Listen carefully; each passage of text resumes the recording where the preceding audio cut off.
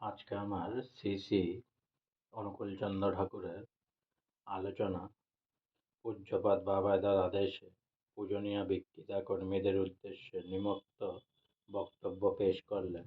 পূজনীয় বক্তৃতা পাঞ্জা রিনিউ বিষয়ে আপনাদের জানাচ্ছি, যারা আসতে পারেননি তাদের উদ্দেশ্যেও জানাচ্ছি। এই গুরুত্বপূর্ণ বিষয় জেনে নিয়ে তাদের জানিয়ে দেবেন।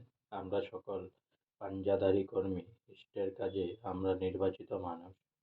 তিনি আমাদের নির্বাচিত করেছেন, তার কাজে লাগিয়েছেন দয়া করে।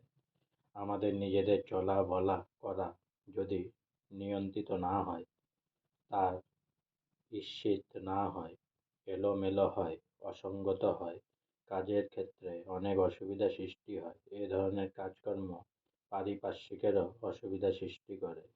পাঞ্জাধারী কর্মীদের এ বিষয়ে দায়িত্ব আছে, সেদিকে খেয়াল রাখা দরকার। যেমন ইষ্টিভীতি অন্যান্য ইষ্টাগ জমাদি যে অর্ঘ্য-প্রশস্তি পায়, সেগুলো যত্ন করে রাখাটা প্রয়োজন। কখনো কেন্দ্র মন্দিরে অর্ঘ্যাদি জমা দিলে অর্ঘ্য-প্রশস্তি খোঁজ করে নেওয়া আমারই দায়িত্ব। অনেকে জমা দিয়ে আর অর্ঘ্য-প্রশস্তির খোঁজ রাখি না, জমা দিয়ে খালাস। অর্ঘ্য-প্রশস্তি না নেওয়াটা, সংরক্ষণ না করাটা কাজে অসঙ্গতি, কাজে ঢিলামি। কেউ দায়ী নয়। আমার ইষ্টার্ঘ্য ফিলান্থ্রপিতে জমা দেওয়ার কেন্দ্র মন্দিরের কর্মীরা আপনার ইষ্টার্ঘ্য পৌঁছে দিচ্ছে।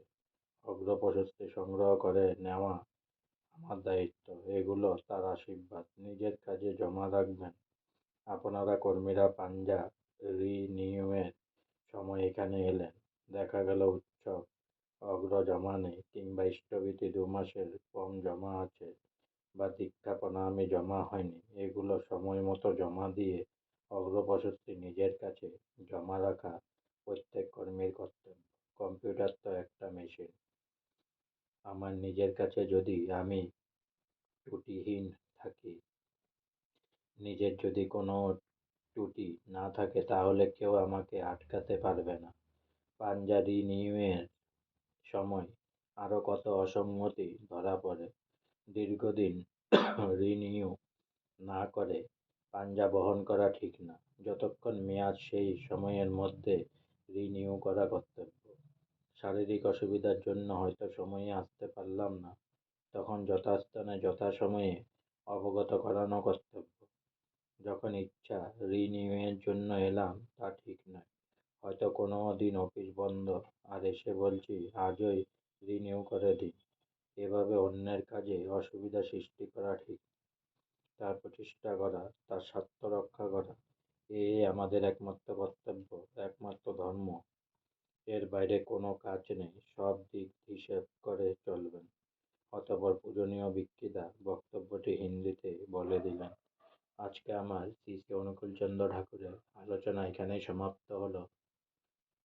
তাই জয় গুরু।